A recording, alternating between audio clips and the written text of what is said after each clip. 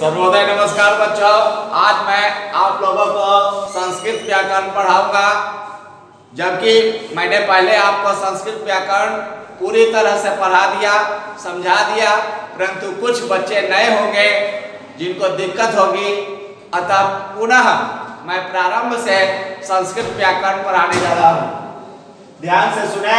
सबसे पहले हम भाषा सीखते हैं। तो भाषा शब्द कैसे बना? भाषा शब्द जो है वह संस्कृत के भास धातु है। भास धातु में टाप प्रत्यय लगने से भाषा शब्द बनती है। भास धातु है, ये भास धातु में टाप प्रत्यय लगाएंगे, टाप के आ बचता है, तो भास प्लस आ भाषा। इस भास मतलब होता है बोलना, बोलने के अर्थ में भास धातु है। तो भाषा किसे कहते हैं? भास धातु तो शब्द बन गया, भाषा शब्द। भास धातु में टाप प्रत्यय लगा जिसका बोलना अर्थ है। लेकिन इसके परिभाषा क्या है? सबसे पहले हमारे बच्चे जो है जन्म लेते हैं तो बोलना सीखते हैं। उनको शुद्धि अशुद्धि से मतलब नहीं रहता है। जो भी बोलते हैं अपने भावों को प्रकट करते हैं, जिस तरह से बोलते हैं हम आनंद को प्राप्त करते हैं, अनुभव करते हैं। तो भाषा शब्द की परिभाषा है जिसके द्वारा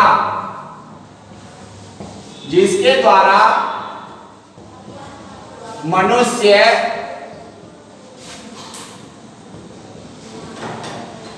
अपने हृदय की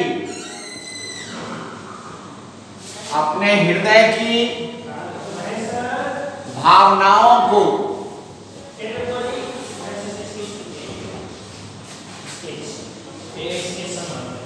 विचारों को अर्थात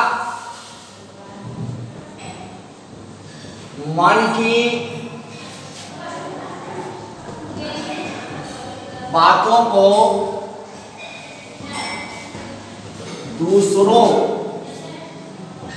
दूसरों के सामने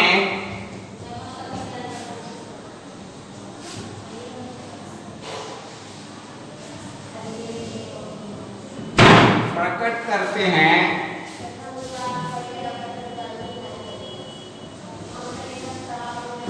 उसे भाषा कहते हैं।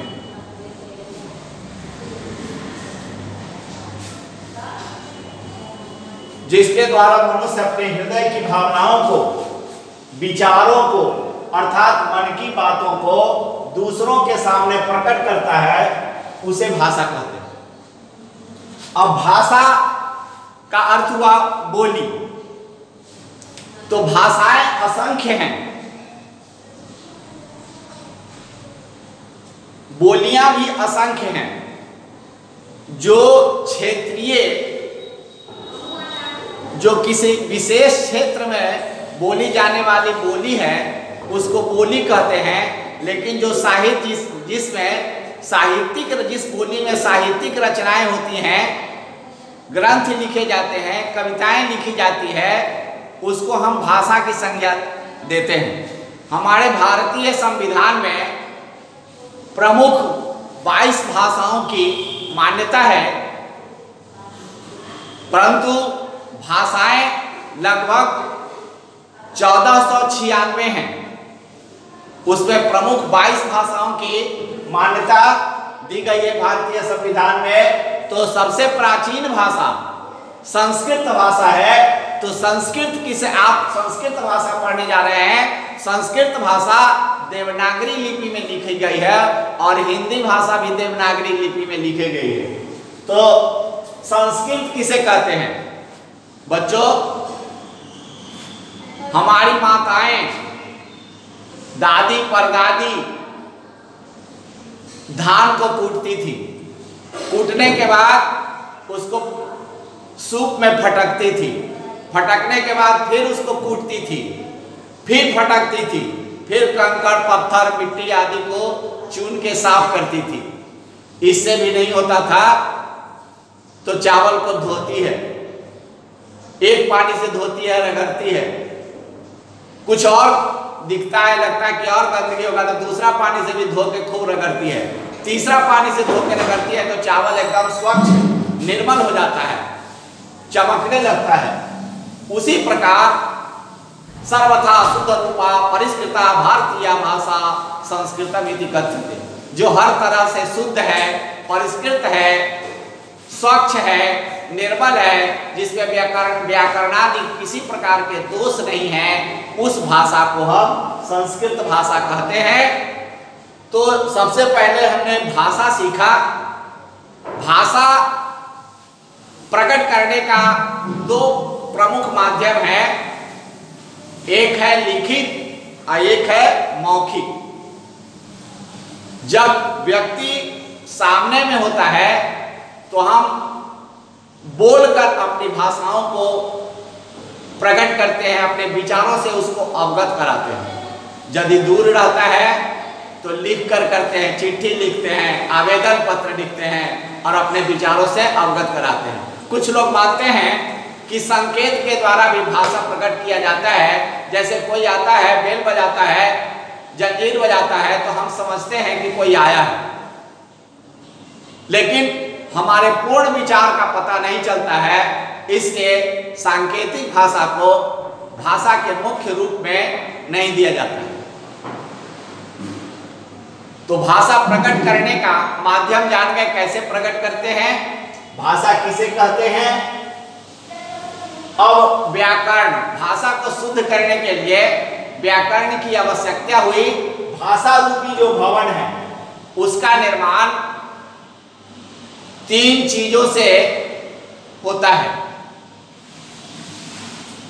वर्ण विचार, शब्द विचार और वाक्य विचार। भाषा बनती है वाक्यों से, वाक्य बनते हैं शब्दों से और शब्द बनते हैं वर्णों से। आप लोग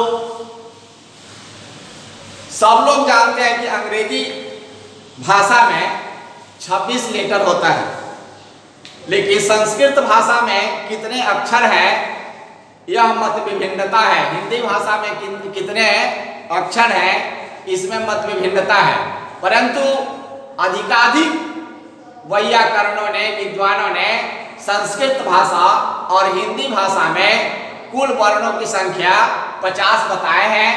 तो मैं सबसे पहले आपको संस्कृत व्याकरण की परिभाषा बता रहा हूँ। व्याकरण में प्रमुख 3 बिंदुओं पर विचार किया जाता है, वर्ण विचार, शब्द विचार और वाक्य विचार। तो सबसे पहले हम जिस तरह से सबसे पहले मिट्टी है, अब मिट्टी से ईंटा बनाया जाता है, तब दीवार बनता है और दीवार से फिर छत ढलाई होते हैं, तो भवन निर्माण होता है। उसी तरह भाषा रूपी भवन निर्माण करने के लिए हम व्याकरण शब्द का प्रयोग, उसको शुद्ध करने के लिए, भाषा को शुद्ध करने के लिए व्याकरण की आवश्यकता हुई। तो व्याकरण किसे कहते हैं, व्याक्रियन्ते व्युत्पाद्यन्ते शब्दा अनेन इति व्याकरणम। वी आक्री धातु से कर्णाधिकरण योगश्च, इस सूत्र से लट लकार में यक प्रत्यय करके सार्ध धातु के यक सूत्र से वैयाकरण शब्द बनता है, जिसका अर्थ होता है शब्दानुशासनम व्याकरणम। शब्दानुशासनम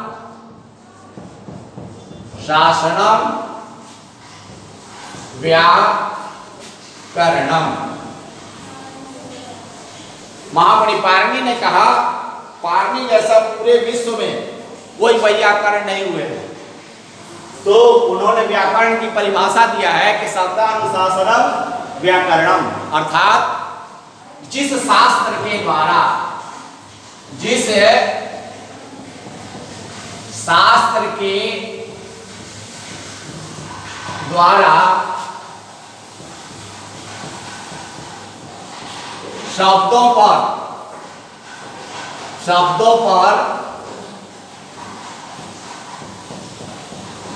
शासन किया जाए,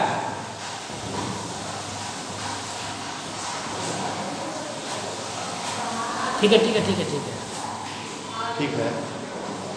हाँ, अब लाइट से ऊपर लिखे थे, ठीक है, हाँ लिख दीजिए।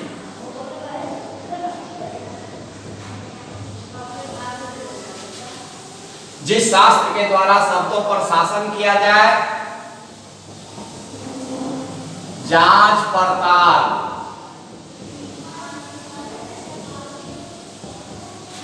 किया जाए,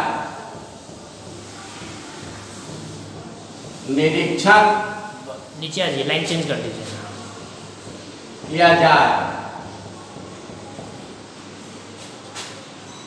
निरीक्षण किया जाए,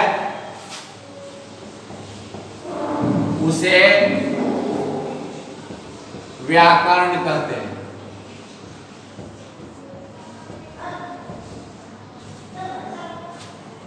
जिस शास्त्र के द्वारा, देखिए वेद के 6 अंग होते हैं। जैसे हमारे शरीर में आंख, नाक, कान, हाथ, पैर, मुंह, जिह्वा इत्यादि शरीर के अंग हैं, उसी तरह वेद शब्द है। वेद शब्द विद धातु से बना है। विद मतलब होता है जानना। तो वेद रूपी जो शास्त्र है, उस वेद शास्त्र के 6 अंग माने जाते हैं।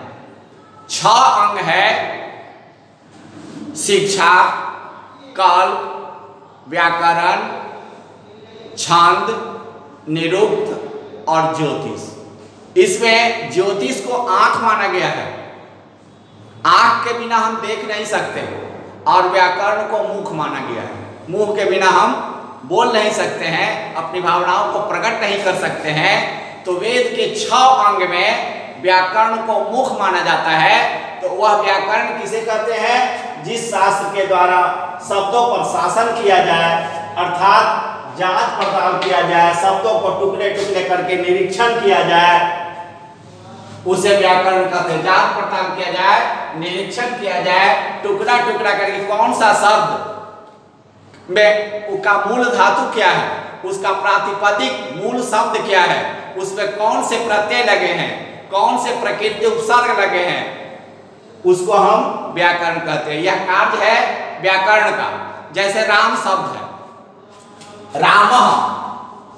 रामः शब्द है। इस रामा शब्द में मूल धातु है रम। रम धातु से प्रकृति है, प्रातिपदिक है राम। इसमें सुख विभक्ति लगा है, सुख प्रत्यय लगा है, तो सुख में सु के विसर्ग हो गया। इस तरह रामा शब्द बना है। तो इसकी जानकारी हमें व्याकरण से मिलती है। व्याकरण के बिना हम इसको नहीं जान सकते हैं कि राम शब्द का क्या अर्थ होगा। रमन्ते योगिनो यस्मिन् नीति राम, जिसमें योगी लोग रमण करते हैं, अपने मन को रमाते हैं, उसको राम कहते हैं। तो ये प्रत्यय कौन सा उपसर्ग लगा है, कौन सा प्रत्यय लगा है, मूल शब्द क्या है, ये सारी जानकारी व्याकरण देता है। तो जिस शास्त्र के द्वारा शब्दों पर शासन किया जाए, शब्दों को जांच पड़ताल किया जाए, निरीक्षण किया जाए, उसे हम व्याकरण कहते हैं। व्याकरण में प्रमुख 3 बिंदुओं पर विचार किया जाता है: वर्ण विचार, शब्द विचार और वाक्य विचार। तो सबसे पहले हम वर्ण पढ़ते हैं। वर्ण किसे कहते हैं बच्चों?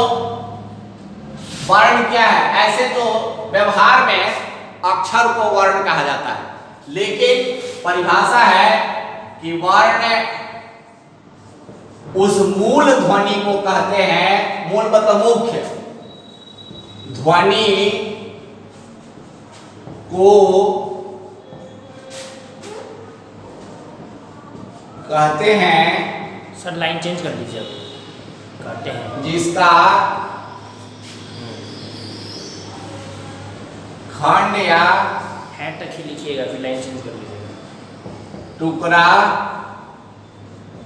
नहीं हो सकते।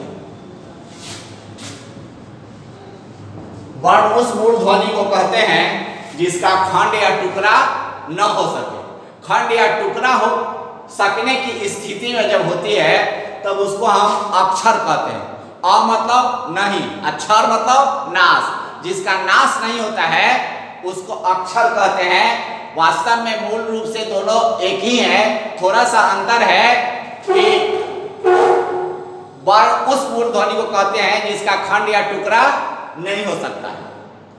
तो ध्वनि क्या है? प्रश्न है कि आप कह रहे हैं कि आप पूछ सकते हो क्या आप कह रहे हैं कि वर्ण उस मूल ध्वनि को कहते हैं जिसका खंड या टुकड़ा नहीं हो सकता है। तो ध्वनि क्या है? ध्वनि किसे कहते हैं? अब ध्वनि की परिभाषा जानिए। ये तो वर्ण का परिभाषा है। वर्ण उस मूल ध्वनि को कहते हैं जिसका खंड या टुकड़ा न हो सके। जैसे देखिए, जैसे क और अ बराबर क, ये क जो है इसका टुकड़ा नहीं हो सकता है, इसलिए यह वर्ण है और ये क अक्षर है, अ अक्षर। अब आइए ध्वनि। सर थोड़ा सा बड़ा बड़ा बड़ा लिखिए।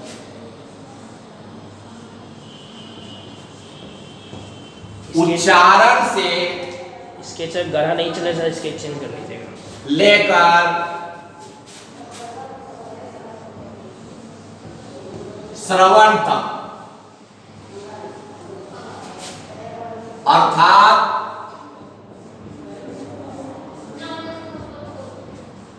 बोलने से लेकर सुनने तक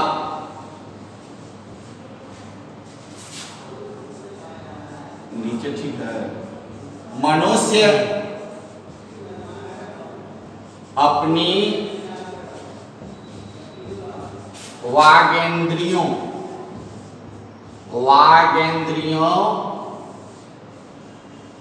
के द्वारा जो प्रकट करता है उसे ध्वनि कहते हैं।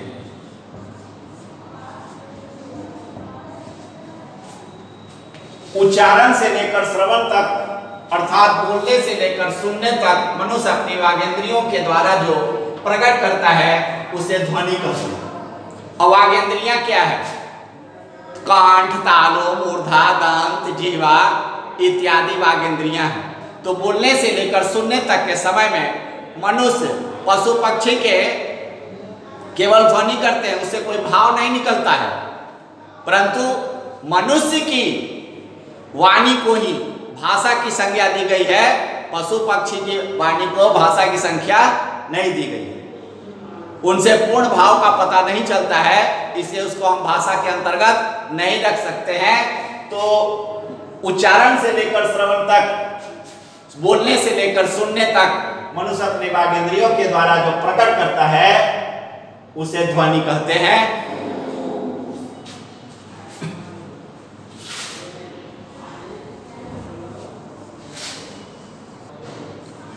स्टार्ट हो गया।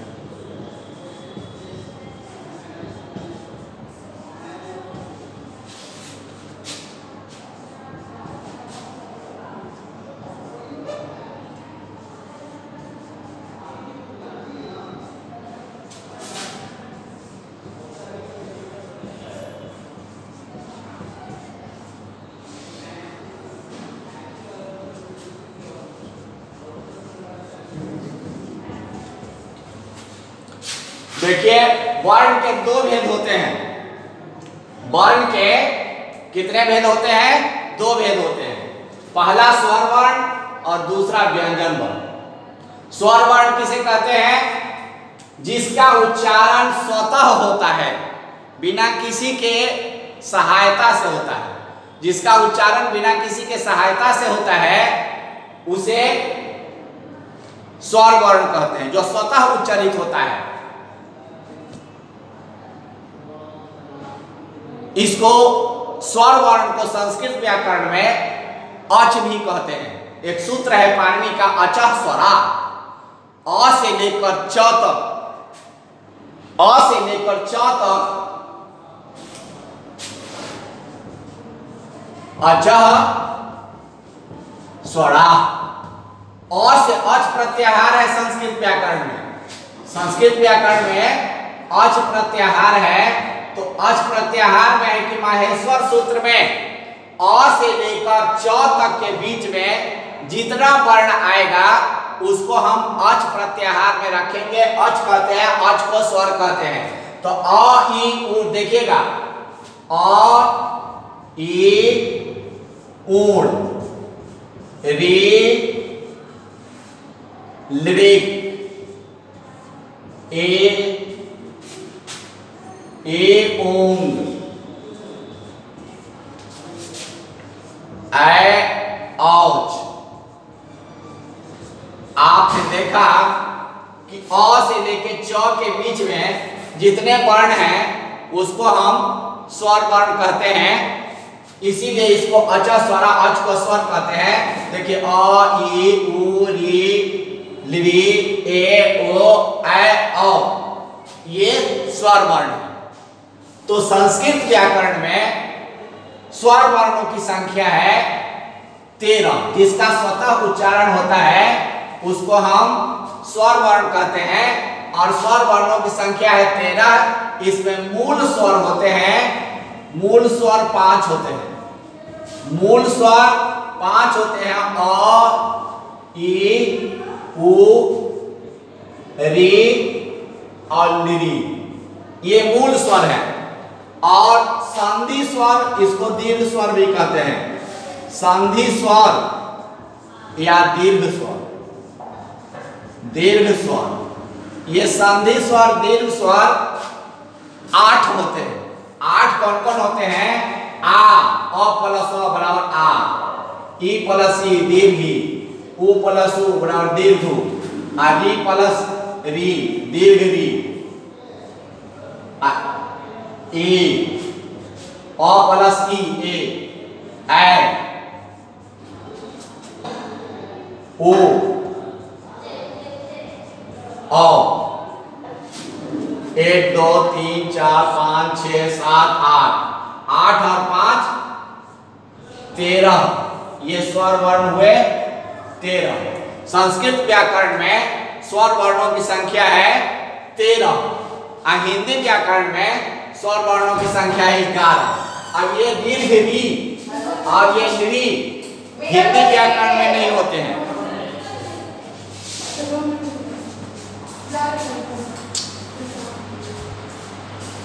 हिंदी व्याकरण में दीर्घ री और ली ये दो नहीं होते हैं। तो हिंदी व्याकरण में स्वर वर्णों की संख्या है 11, और संस्कृत व्याकरण में स्वर वर्णों की संख्या है 13। जिसके उच्चारण में मूल स्वर क्या होता है? जिसके उच्चारण में एक मात्रा का समय लगता है उसको मूल स्वर या ह्रस्व स्वर कहते हैं, और जिसके उच्चारण में 2 मात्रा का समय लगता है उसको दीर्घ स्वर या संधि स्वर कहते हैं। तो अ ई उ री री ये मूल स्वर है, और आ ई उ री ए ऐ ओ अ संधि स्वर या दीर्घ स्वर है। तो पहला वर्गीकरण किया गया तो स्वर वर्णों के 2 भेद, एक मूल स्वर और दूसरा संधि स्वर या दीर्घ स्वर। मूल स्वर को ह्रस्व स्वर भी कहते हैं। दूसरा वर्गीकरण किया गया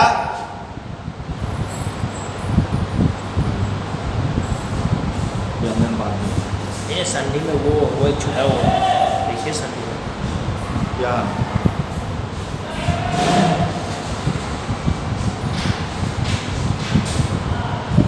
नहीं, ठीक है, ठीक से देखिए आप।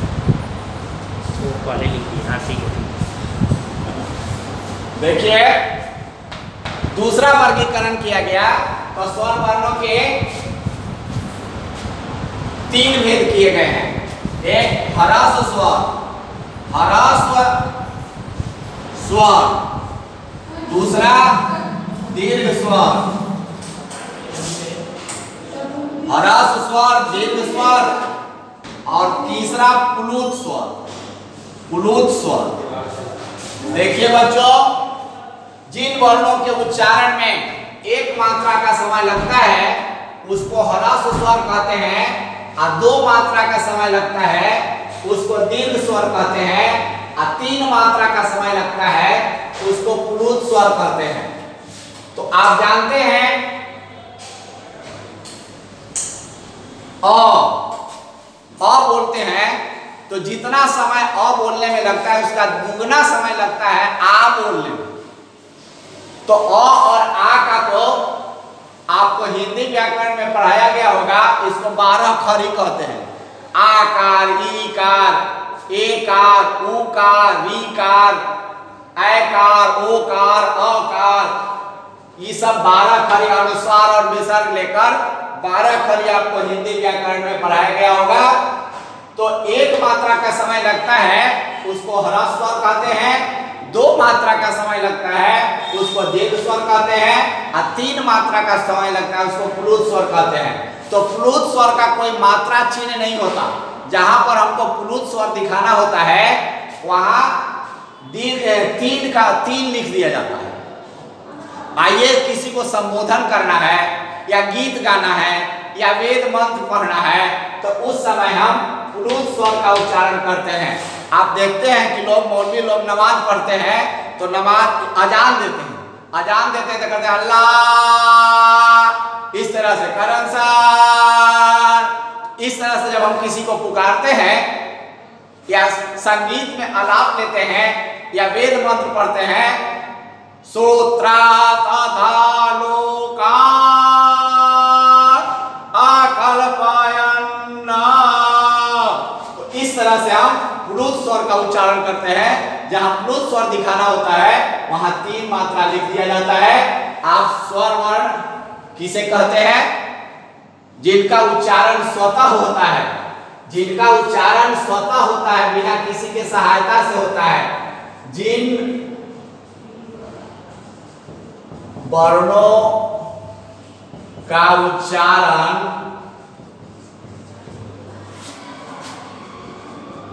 स्वतः अर्थात बिना किसी की सहायता से होता है उसे स्वर वर्ण कहते हैं।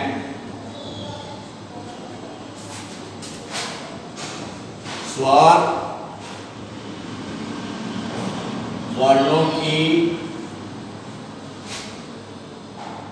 संख्या 13। आपको मैंने भी बता दिया कि जिनका उच्चारण स्वतः होता है, बिना किसी की सहायता से होता है, उसे स्वर वर्ण कहते हैं। और स्वर वर्ण के 2 भेद होते हैं। पहला वर्गीकरण में ह्रस्व स्वर और दीर्घ स्वर, और दूसरा वर्गीकरण में स्वर वर्णों के 3 भेद ह्रस्व, दीर्घ, प्लुत। मात्रा उच्चारण काल मान की दृष्टि से स्वर वर्ण के 3 भेद होते हैं। और स्वर वर्णों की संख्या 13 है। अ, ई, उ, री, ली, ये 5 मूल स्वर है। आ, ई, उ, री, ए, ओ, औ, ये संधि स्वर या दीर्घ स्वर कहलाते हैं। इस तरह से स्वर वर्णों की संख्या 13 है। अब स्वर वर्ण आप पहचान गए कि कौन कौन है। हिंदी वर्णमाला में स्वर वर्णों की संख्या कितनी है? 11 मैंने बताया। दीर्घ री और ली, ये दीर्घ री है, ये देखिए दीर्घ री है, ये ली है। ये हिंदी व्याकरण में नहीं होता है। और ये री होता है, ये ह्रस्व री है, ये दीर्घ री है। तो हिंदी व्याकरण में ह्रस्व री होता है परंतु दीर्घ री नहीं होता है, और लिरी नहीं होता है। और संस्कृत व्याकरण में दीर्घ री भी होता है और लिरी भी होता है। इसलिए हिंदी व्याकरण में स्वर वर्णों की संख्या है 11 और संस्कृत व्याकरण में स्वर वर्णों की संख्या है 13। अब आ जाइए व्यंजन वर्ण। व्यंजन वर्ण किसे कहते हैं? न पुनरंतरे नाचम, अच के बिना अर्थात स्वर के बिना जिसका उच्चारण नहीं होता है, जिनके उच्चारण में स्वर वर्णों की सहायता ली जाती है या जिनका उच्चारण स्वर वर्णों की सहायता से होता है, उन्हें हम व्यंजन वर्ण कहते हैं। जिन वर्णों का उच्चारण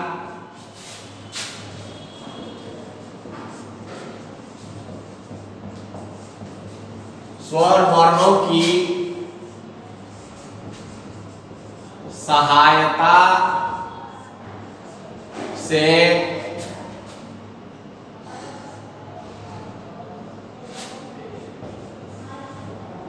होता है उसे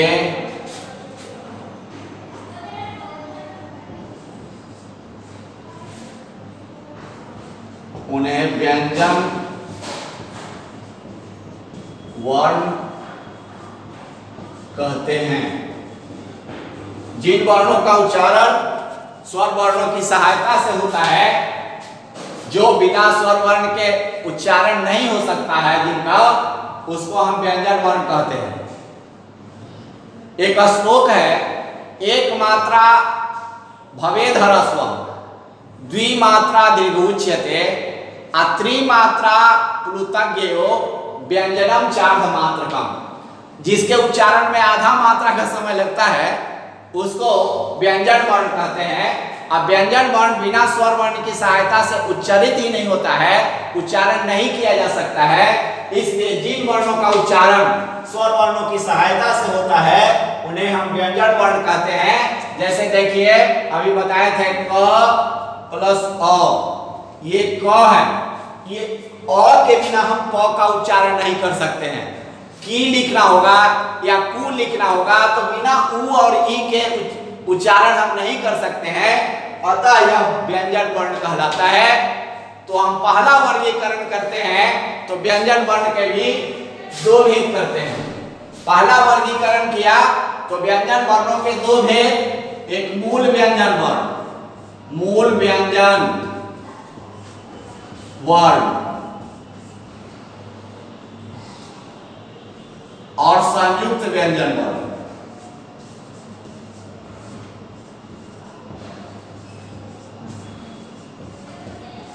मूल व्यंजन वर्ण बच्चों 33 है। देखिए क ख ग घ अंग।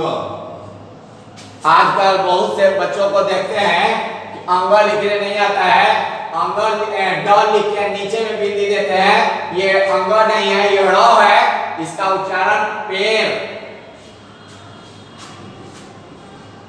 अड़ और ढ, ये है ड़ और ये है ढ, ड़ और ढ।